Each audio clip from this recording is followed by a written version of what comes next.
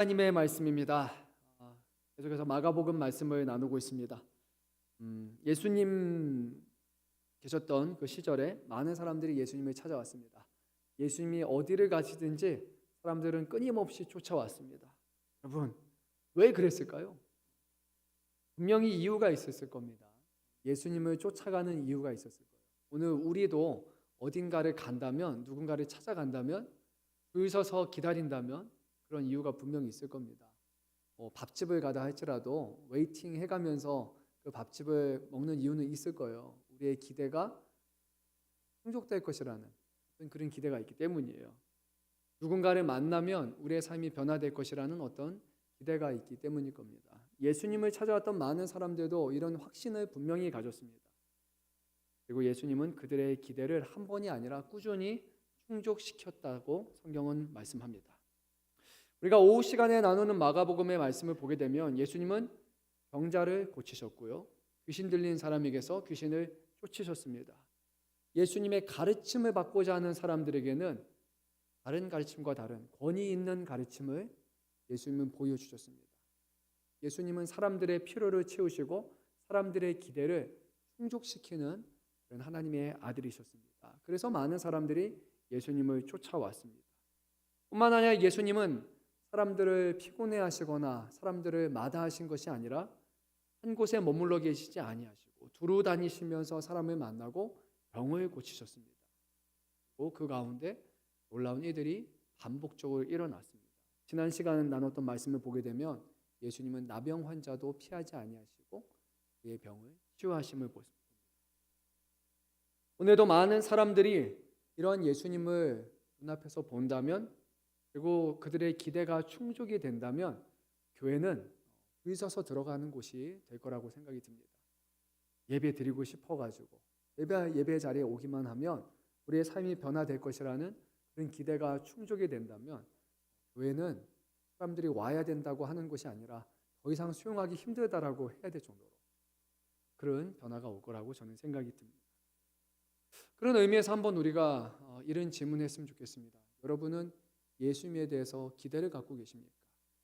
예수를 잘 만나고 예수를 잘 믿으면 내 인생이 바뀔 것이라는 기대를 갖고 계십니까? 오늘 하나님을 예배하러 이 자리에 나오셨는데 오늘 예배하는 자리에 나와서 주님을 만나게 될 것이라고, 주님이 우리의 인생을 인도하실 것이라는 기대를 가지고 나오셨습니다. 성경은 이것을 뭐라고 말하냐면 바로 믿음이라고 그렇게 말씀하고 있습니다.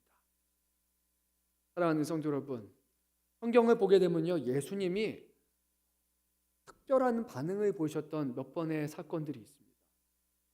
그 사건들을 반복적으로 보게 되면 사람들이 믿음을 보였을 때 예수님은 그것에 반응하셨습니다. 마가복음 5장 25절에서 34절 말씀을 보면요, 한 혈루병 여인이 예수님께 나왔을 때 예수님은 이렇게 말씀하셨어요. 내 믿음이 너를 구원하였다. 마가복음 9장 14절에서 29절 말씀 보게 되면 한 귀신 들린 아이를 둔 아버지가 예수님께 와가지고 말합니다. 예수님 물어봅니다. 내가 믿느냐? 그러니까 이 사람이 말합니다. 내가 믿나이다. 그런데 나의 믿음 없는 것을 도와주소서. 나의 믿음이 그렇게 큰 믿음이 아니에요 라고 주님 앞에 진실되게 말할 때 예수님은 그의 아이를 고쳐주셨습니다. 마태복음 8장에서는요 가장 충격적인 반응을 보이셨어요. 한 백부장의 믿음을 보시면서 예수님이 기이하게 여겨졌다. 근데 이거는 예수님이 놀라신 거예요. 하나님의 아들이 놀라실 만한 일이 과연 뭐가 있겠습니까? 근데 한 가지였습니다. 내가 이스라엘 중 아무에게서도 이만한 믿음을 보지 못하였다 하고 말씀하셨어요. 예수님은요 유독 믿음에 대해서만큼은 큰 반응을 보이셨습니다. 누가복음 17장 말씀을 보면 10명의 나방 환자 중에 한 사람만 돌아왔어요. 예수님께 감사를 표했어요. 그가 사마리인이었어요. 그러니까 예수님은 그에게만 이렇게 말씀하셨어요. 내 믿음이 너를 구원하였다. 누가복음 18장 말씀도 볼까요? 다윗의 자손 예수여라고 말할 때 사람들이 조용하라고 말했어요. 예수님이 뭐라고 말하셨냐면요, 내 믿음이 너를 구원하였다 라고 성경은 말씀합니다.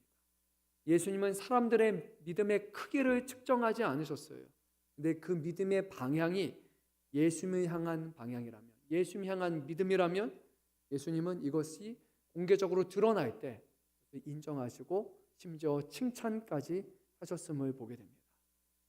여러분, 예수를 믿는 우리가 정말로 예수님께서 하실 수 있는 것과 예수님이 어떤 분이신지를 믿고 기대하지 않고 이 자리에 온다면 정말 슬픈 일이에요.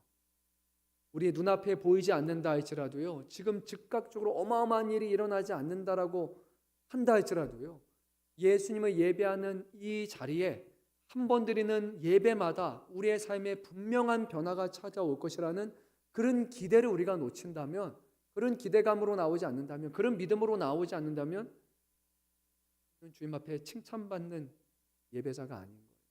주님은 믿음을 보시고 역사하셨다고 성경은 꾸준히 말씀합니다.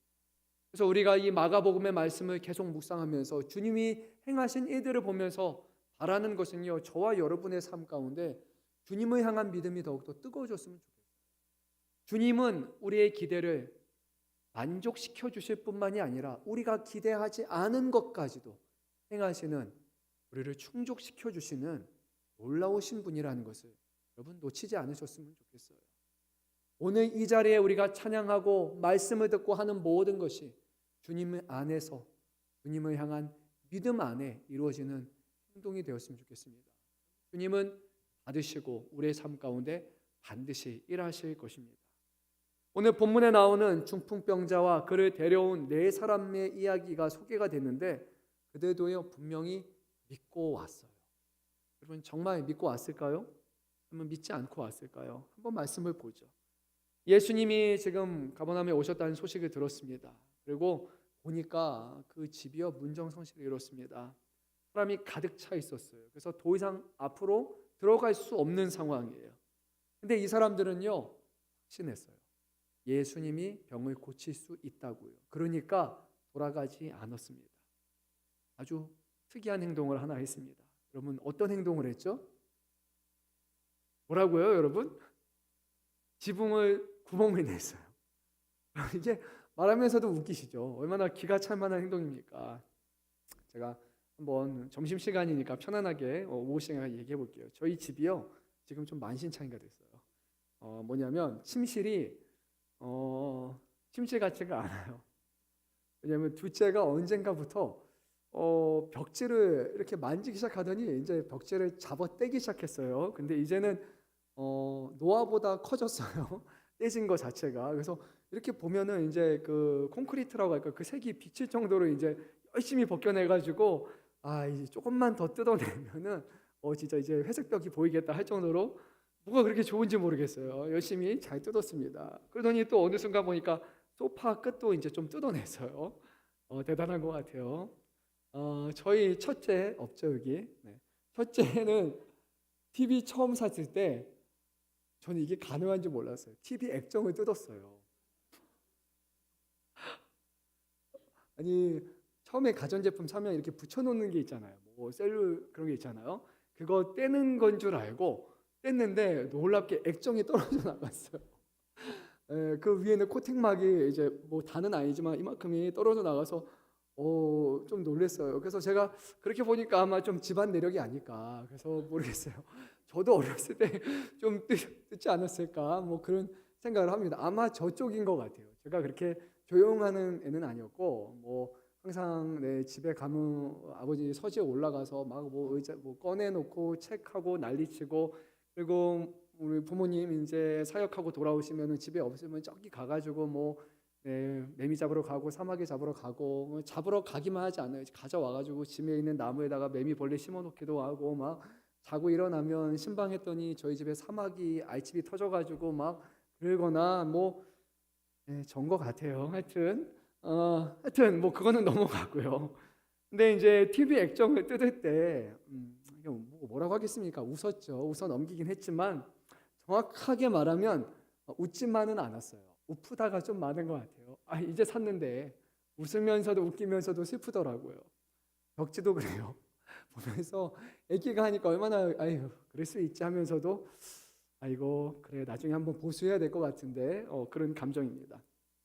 제가 너무 사랑하는 제 눈에 넣어도 아프지 않을 만한 제 애들이 해도 그래요. 한편으로는 속상한 마음이 있어요. 그런데 오늘 말씀은요, 자기 집 지붕을 뜯은 게 아니에요, 여러분.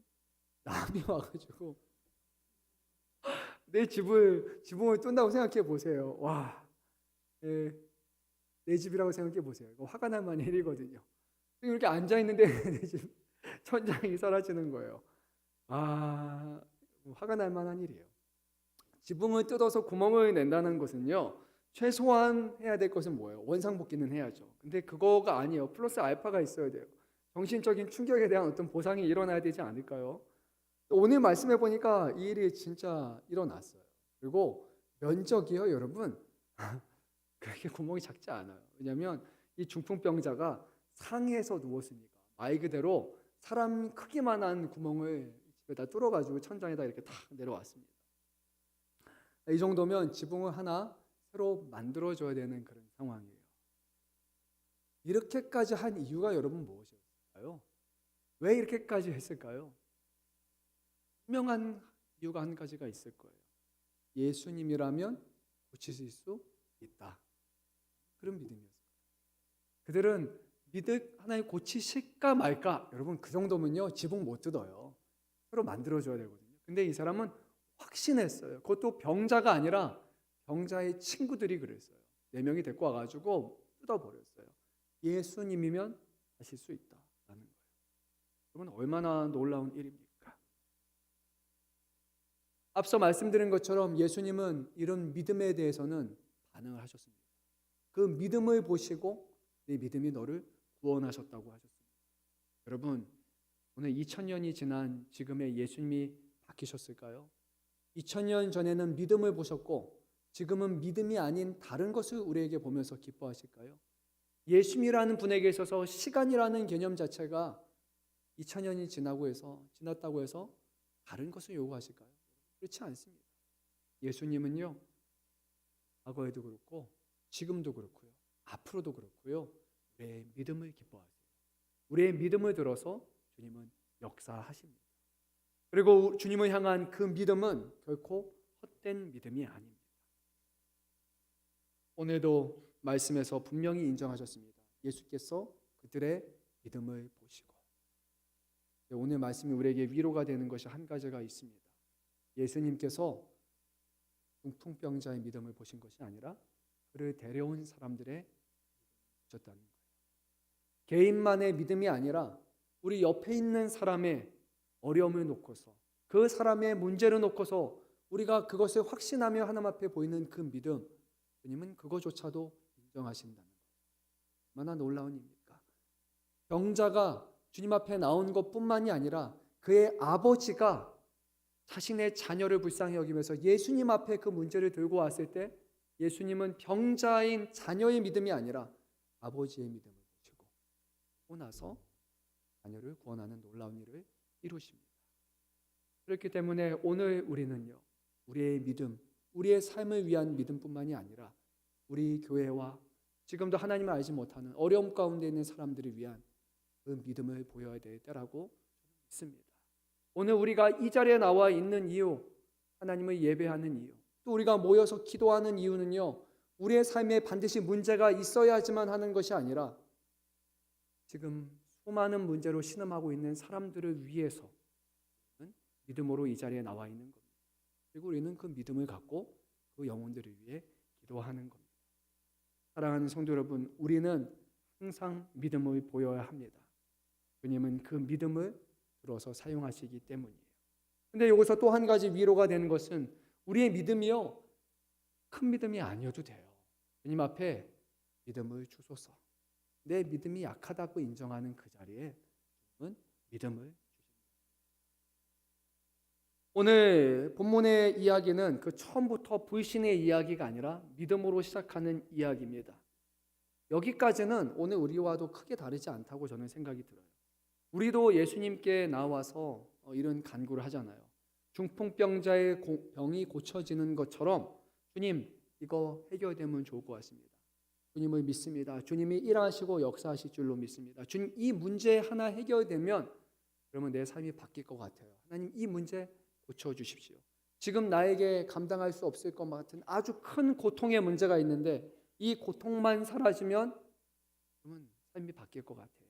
하고 우리 각자도 갖고 있는 그런 문제가 있을 겁니다. 근데 오늘 본문 말씀은 거기에서 멈추지 않습니다. 오히려 예수님은 더 본질적인 것을 우리에게 말씀하고 있어요.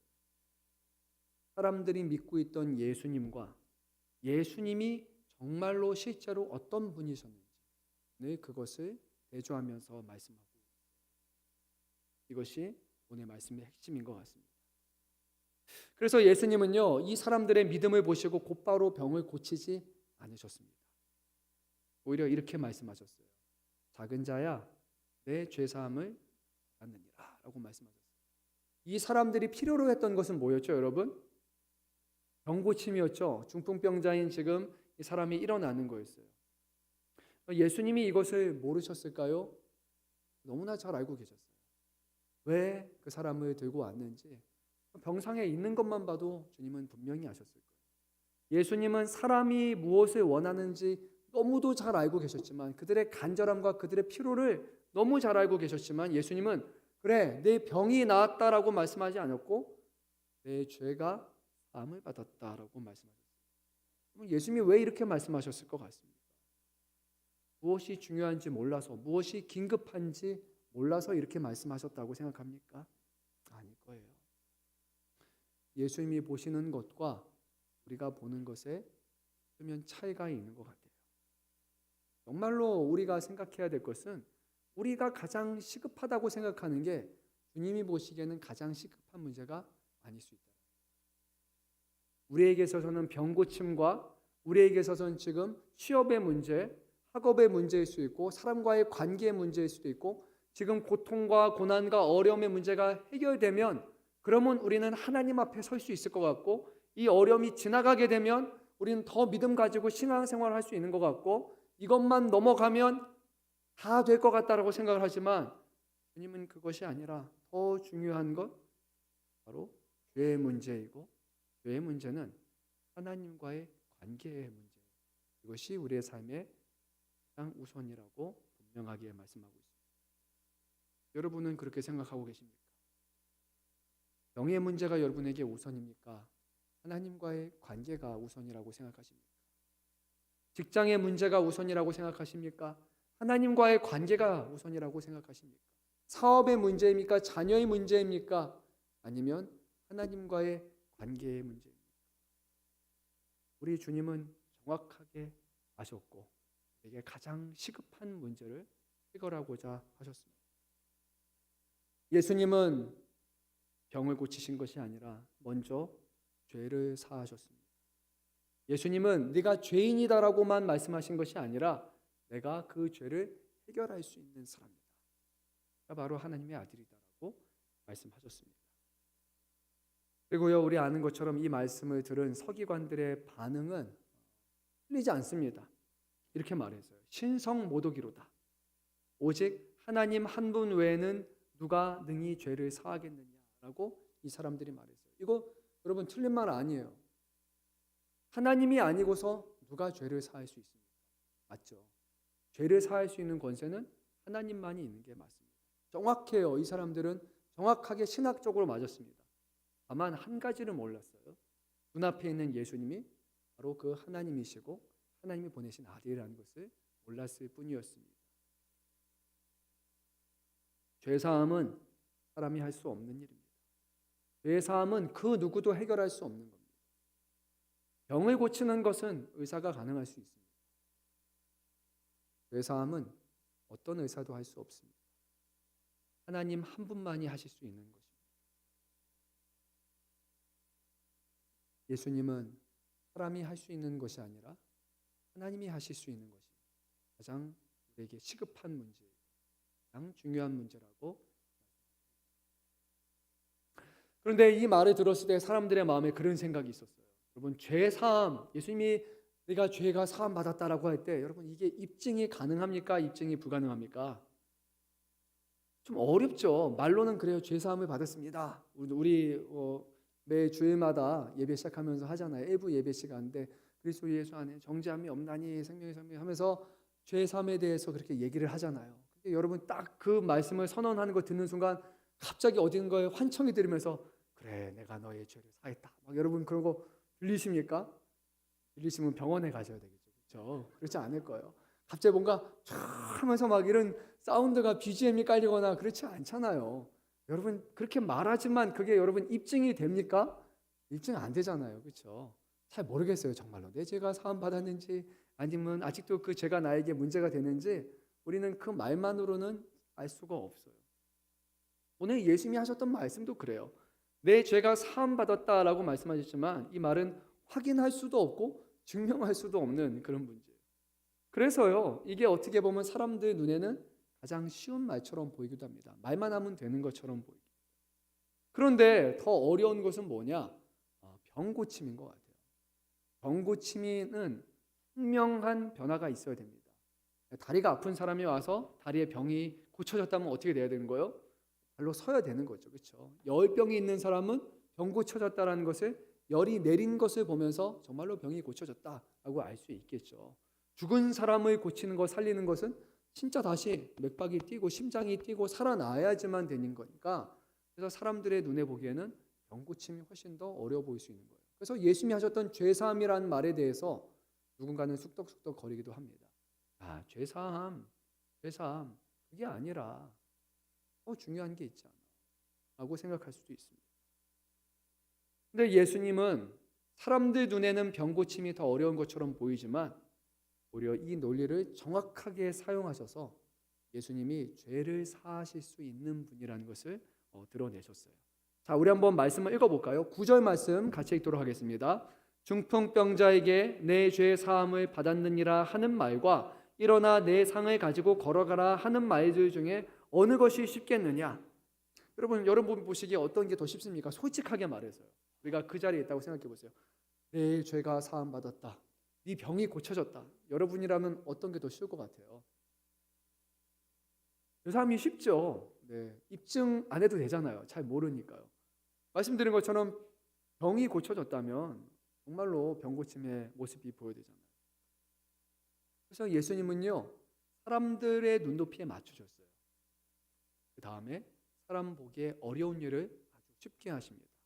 일어나 내 상을 가지고 걸어가라 라고 합니다. 어떤 일이 일어나냐면요 중풍병자가 벌떡 일어났어요. 그리고 사람들 앞에서 정말로 걸어서 나갔습니다. 예수님이 그 사람의 병을 고친 이유와 목적이 아주 분명해요. 사람들이 입증 불가능하다고 생각했던 예수님이 죄를 사하실 수 있는 분이라는 그거에 대해 수근수근 거리는 것을 아셨기 때문에 우리 예수님은 병을 고치심으로 예수님이 앞에 하셨던 말 죄 사함이 거짓이 아니라 실제라는 것을 사람들의 뇌리에 박히게 하십니다. 병 고침 자체가 목적이 아니었어요. 병 고침은 오히려 죄 사함이라는 것의 증거가 되었습니다. 사랑하는 성도 여러분, 오늘 이 본문의 말씀을 우리의 삶으로 우리는 가져와야 됩니다. 앞서 말씀드린 것 다시 한번 물어봅니다. 여러분이라면 예수님의 무엇을 더 원하시겠습니까? 그 자리에 여러분이 계시다면 죄 사함을 우선순위로 두시겠습니까? 아니면 병 고침을 우선순위에 두시겠습니까? 말로는요, 교회에서 말로는 우리가 말하면 죄 사함이 더 중요합니다. 하나님과의 관계가 더 중요합니다. 라고 말하지만요, 정말 병 걸려 보세요. 아니요, 병이 고쳐져야 돼요. 라고 아마 말하는 분들이 더 많을 거라고 저는 생각이 듭니다. 다 거기 가는 건 아니에요. 더 많을 거라고 저는 생각이 듭니다. 우리의 삶은요, 우리가 말하는 것과는 좀 다른 것 같아요. 우리가 그동안 믿음이 있다고 생각을 하고 우리가 하나님 앞에 바로 서 있다라고 얘기를 하지만 재정에 문제가 생기면 하나님 계시니까 라는 것으로 충분하지 않고 재정의 문제가 해결되기까지는 하나님과의 관계가 불편하게 여겨질 수 있고 자녀에게 문제가 있다면 그래도 하나님 계시니까 난 하나님 믿고 합니다 라는 것보다 자녀의 문제가 해결되기 전까지 하나님과의 관계도 신경이 잘 안 쓰이고 이게 더 우선순위처럼 여겨지는 거예요. 그래서 여러분요, 믿음은요 쉬운 것이 아닙니다. 내가 보고 내가 생각하고 내가 중요하다고 여기는 것을 우선시하는 것이 아니라 하나님이 보시기에 가장 중요하고 우선순위라고 여기는 것을 하나님 맞아요. 이게 더 중요합니다. 라고 받아들이는 것. 바로 믿음이기 때문이에요. 그래서 예수님은 유독 믿음을 칭찬하시고 믿음을 말씀하셨다. 상황이 바뀌지 않으면 하나님 믿는다고 하면서 우리는 원망하죠. 문제가 남아있다면 항상 감사라고 하지만 감사 못합니다. 고통이 지속되면요, 하나님을 급기야 의심하기도 합니다. 이 모든 것이 우리에게 보여주는 것은 우리는 여전히 죄사함보다 병고침을 더 대단하고 더 중요한 문제로 여기고 있다는 거예요. 예수님을 구원자하고 예수님 한 분이면 충분하다고 찬양하고 고백하지만 실제로는 그 예수님을 믿기보다는 예수님이 우리의 문제를 해결해 주실 때 예수님이 되는 우리가 예수님을 인정하게 됩니다. 예수님은 이것을 아십니다. 우리에게 무엇이 필요한지, 우리가 어떤 생각을 갖고 있는지, 우리의 경향성이 어떤 건지도 다 알고 계십니다.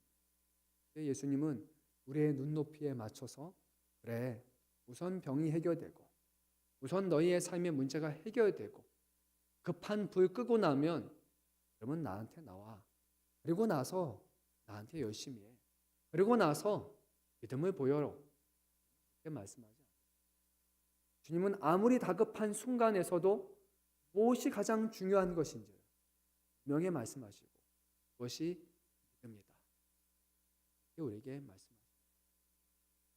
사랑하는 성도 여러분, 믿음이 있으십니까? 주님을 향한 흔들리지 않는 믿음이 있으십니까? 주님이 그렇게 칭찬하시고 그렇게 놀라실 만한 그런 믿음이 우리에게 있습니까? 그 믿음이 없다면 우리가 해야 될 것은 귀신 들린 자녀를 주님 앞에 두었던 아버지처럼 믿음 주소서. 믿음 주소서. 그것이 우리가 주님 앞에 구해야 할 것입니다. 사랑하는 성도 여러분, 오늘 본문 말씀은 이렇게 끝이 납니다. 우리 10절 말씀 읽도록 하겠습니다. 그러나 인자가 땅에서 죄를 사하는 권세가 있는 줄을 너희로 알게 하려 하노라 하시고 중풍병자에게 말씀하시되, 우리가 알기를 원하십니다. 하나님의 아들이신 예수 그리스도가 우리의 죄를 사하시는 구원자이심을, 하나님과의 완전히 막혀 있었던 그 관계를 회복하실 수 있는 분, 하나님의 아들이 그런 분이라는 것, 그리고 그 아들이 이 땅에 오셨다는 것은 분명해요. 하나님이 이것을 원하신다는 거예요. 하나님이 우리와 관계를 회복하기 원하시기 때문에 먼저 손을 내밀어 주십니다. 그리고 우리의 인생의 가장 긴급한 문제를 해결할 때 비로소 우리의 모든 삶의 문제가 해결될 것임을 아시기 때문에 예수님을 보내주신 거예요. 그래서 오늘 우리가 주님 앞에 보여야 될 행동은 다른 것이 아니라 하나님이 가장 중요하십니다. 예수님이 우리의 인생의 해결책이십니다. 주님을 믿고 신뢰하겠습니다. 그것이 우리가 마땅히 보여야 될 반응일 것입니다. 예수님은 모르십니다. 너희는 나를 누구라 하느냐라고 모르십니다. 분명 예수님은 병을 고치시는 분이십니다. 하지만 그것이 전부라면 우리는 병이 걸릴 때만 예수님을 찾는 사람이 될 것입니다. 예수님이 우리에게 물질을 채워주시는 분이라면 우리는 물질적인 어려움이 생길 때만 로서 예수님을 찾는 사람이 될 것입니다. 그런데 죄사함의 문제는 언제든지 하나님을 바라보고 예수님을 의지하지 않으면 해결되지 않는 문제이기 때문에 주님은 필요할 때만 찾아오는 그런 믿음이 아니라, 선택적인 믿음이 아니라 한순간도 하나님과 떨어지지 않는 하나님의 자녀요, 하나님의 사랑받는 종으로 키우시기 위해 우리에게 죄사함이 가장 중요하다라고.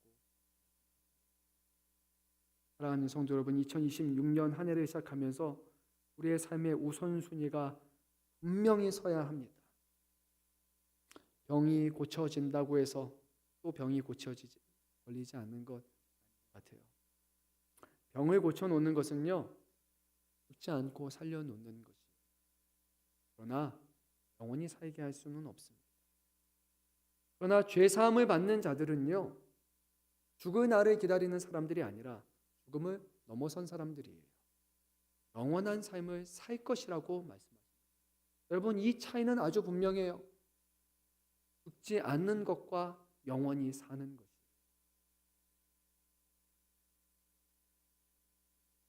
요한복음 말씀 마지막으로 읽고 마치도록 하겠습니다. 우리 예수님이 말씀하셨습니다. 예수께서 이르시되 나는 부활이요 생명이니 나를 믿는 자는 죽어도 살겠고 무릇 살아서 나를 믿는 자는 영원히 죽지 아니하리니 이것을 내가 믿느냐. 그를 믿는 자는 죽어도 죽음이 끝이 아니라 살 것이라 말씀하셨습니다. 살아서 믿으면 영원히 죽지 않을 것이라 말씀하셨습니다.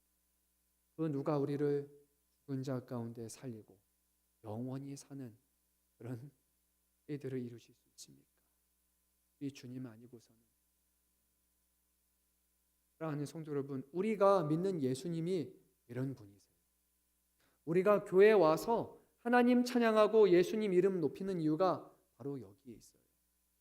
예수님이 다른 사람들이 할 수 있는 것을 해주시는 분이 아니라 그 누구도 할 수 없는 것을 우리에게 능히 하시는 분이기 때문이에요. 돈이 필요한 사람에게 돈을 주는 것은 사람이 할 수 있는 거예요. 병자를 고치는 것은 다는 아니지만 많은 것, 의학이 있으면, 돈이 있으면, 좋은 의사 만나면 할 수 있는 거예요.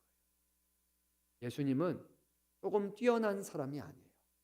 조금 능력 있는 해결사가 아니에요. 조금 우리에게 좋은 것을 베풀어주는 선한 기부자가 아니에요. 예수님은 사람이 아니세요. 예수님은 하나님의 아들이세요. 우리가 믿고 따르는 섬기는 하나님도 사람이 아니에요. 그는 영원하신 창조주이시고 주권자이십니다. 예수님을 믿으시기 바랍니다. 올 한 해 동안 그 믿음이 어떠한 풍파 가운데서 어떠한 상황 속에서도 흔들리는 것이 아니라 고난과 어려움을 넘어서 세상이 감당하지 못하는 흔들리지 않는 믿음으로 굳건히 세워지기를 간절히 소망합니다. 이 자리에 모이는 이유가 분명해졌으면 좋겠어요. 왜 하나님 예배하는가? 왜 우리는 하나님을 찬양하는가? 우리는 왜 기도하는가? 우리는 왜 주 안에서 기뻐하는가? 아무 이유 없이 이 자리에 찾아오는 것이 아니라 주님이 우리의 인생의 해결자이시고 우리의 구원자이시고 우리를 사랑하시는 하나님이심을 기억하면서 매주일 이 자리에 오는 발걸음이 기대감 속에서 우리의 모든 피로를 채우시고 우리를 영원토록 만족하실 주님을 만나러 왔다라는 그런 기대감 속에 우리를 맞이하시고 하나님을 예배하시고 마음껏 하나님을 찬양하시고 헌신을 다해서 하나님 앞에 기도하시는 저와 여러분 되시기를 주님의 이름으로 축원합니다. 우리 함께 기쁜 마음으로 찬양했으면 좋겠어요. 예수